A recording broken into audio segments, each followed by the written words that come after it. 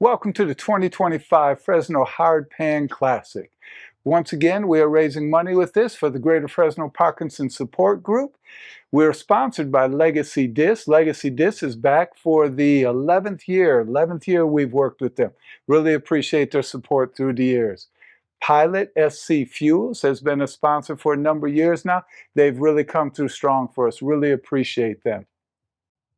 Pepsi is back again this year, keeping everybody hydrated out there. Electric Motor Shop from downtown Fresno. Great support of all kinds of things going on in the Fresno area. And Artistry is back with us. Artistry, we really appreciated them as they've been with us for a few years now. Really want to support those who support us so that we can all grow together. Fresno County Disc Golf, of course, is heavily involved in this tournament, and Fresno Flight Center, since the beginning, has been running the Fresno Hard Pan Classic. Really appreciate everybody coming out this year. Take a moment to take a look and see what you can expect. There's been a few changes this year. Some might surprise you, some might challenge you, some might be just a little bit of fun. That's what we're hoping for. All right, I'm Tony Bonsell. We're here at Cali Hmong course with Jeff Junker, as always. Again, this course was designed by Leonard Muse.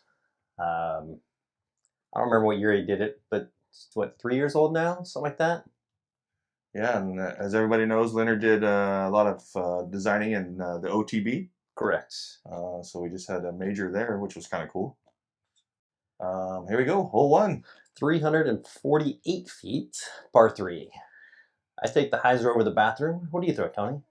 So I'm just throwing a flex shot here. I usually throw my Wraith. Now there is a practice basket to the right. You should have a bag on it during the tournament, so don't throw to that. But here's a basket kind of straight out here past this tree. Not a hard hole, but also you got to have a good, arm off the tee. Yeah, don't throw too far because these olive trees won't let go. 2 meter rule is in effect, so you want to stay away from those trees. Hole 2. Now this one's there's a few routes here. I've seen the roller, sidearm, and of course the flex backhand. Yeah, I like the roller personally. Yeah, in some cases the grass will grab your disc, so you gotta almost choose the right shot for the right condition. I definitely think this is the harder position on the hole too. Yeah, it's quite a pump with a sidearm too. I try to get out there, but sometimes it doesn't always work out. Hole 3, 402 feet. Need a slight anhyzer or an S, whatever you want to call it, to make it to the basket. There is no straight shot. Yeah, the distance on this one usually gets me because by the time my disc finishes, I'm way short. But I've gotten this one maybe two times, but it's a tough hole to get. I feel like it plays further than it actually is. Yeah, another flex shot and just trying to get a look. Hole 4. Now, traditionally a sidearm hole. The slant tree. The basket's by the slant tree there, and then there's a sidearm route. I've seen the flex route, of course. Where do you go on this one? I try to just do a nice, easy roller, but the olive trees on the right have gotten really bushy, so it makes it a little more hard. It makes it harder to make the roller happen. Yeah, fun little hole here. Hope that tree stays up forever.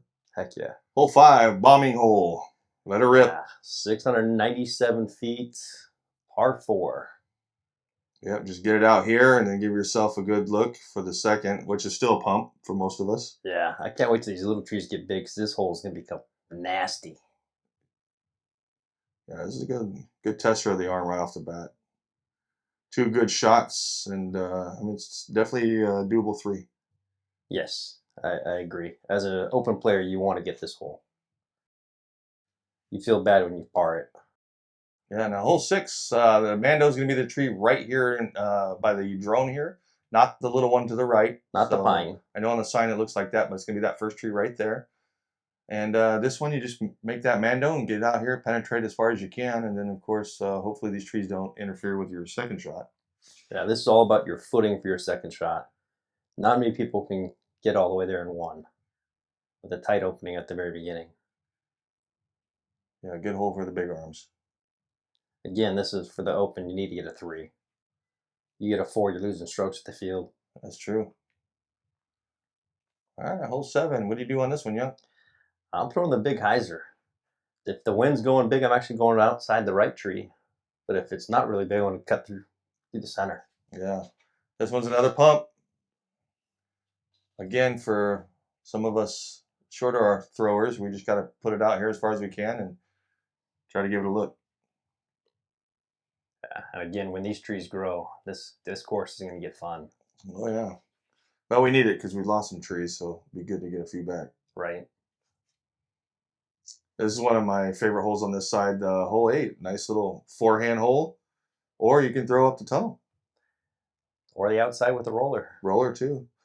Now the key to this one is just trying to hit in the right spot, and hopefully you don't go on the road. There is a little wall there, but sometimes those discs hit, and especially the rollers, and they go right over it. Yeah.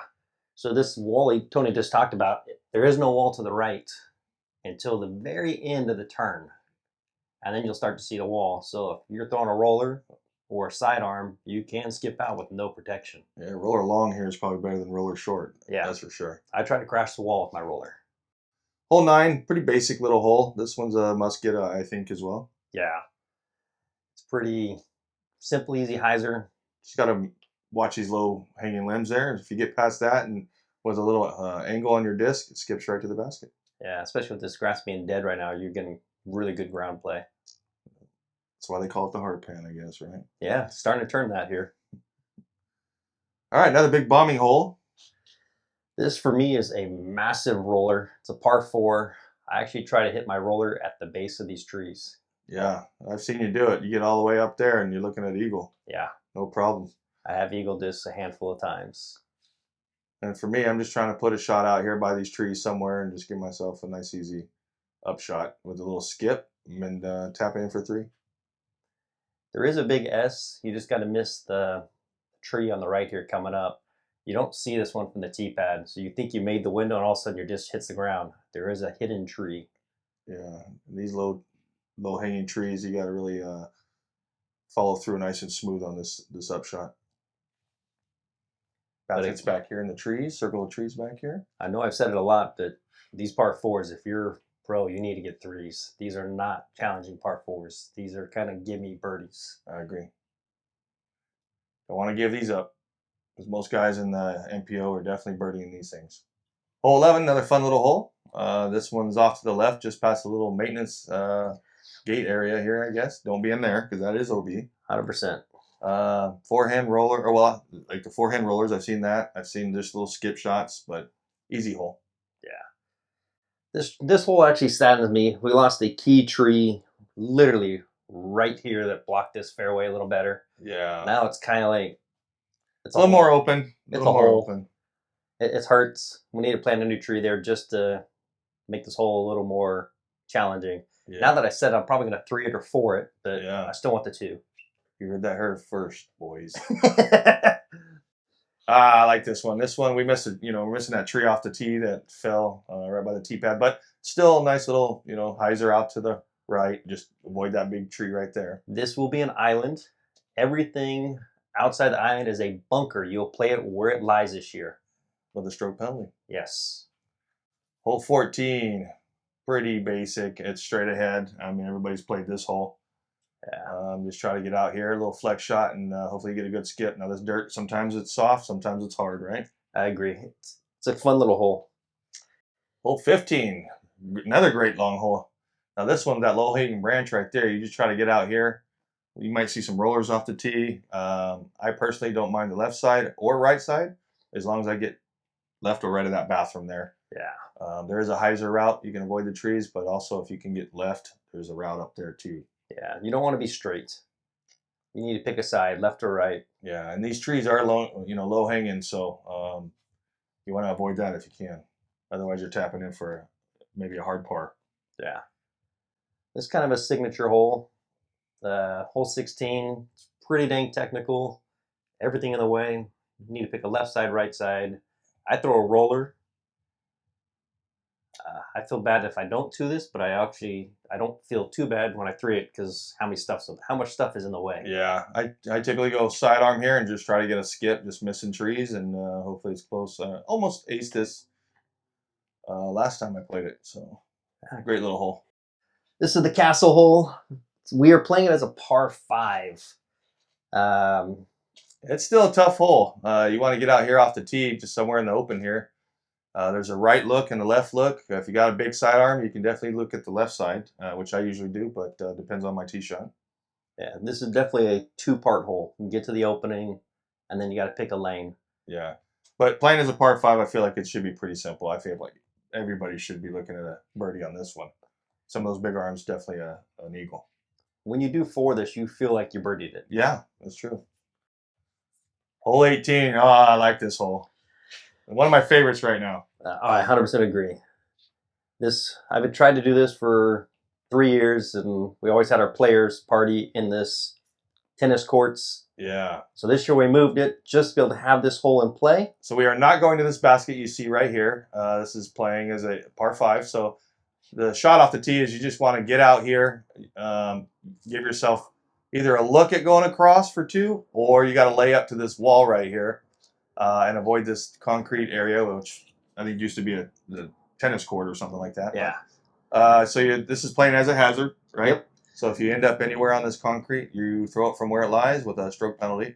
And there was a Mando before you got to this. That way you can't go over the parking lot. Oh, that's true. It's on the left-hand side just before the concrete there. Protect the cars and the courses at Then different. we're going to this basket right past the trees here. So pretty easy par 5, but you still got to use some thinking. I had a look at 3 a few days ago, and I missed it. Not gonna lie. I saw an eagle last time we played it, so good hole. Great finishing hole.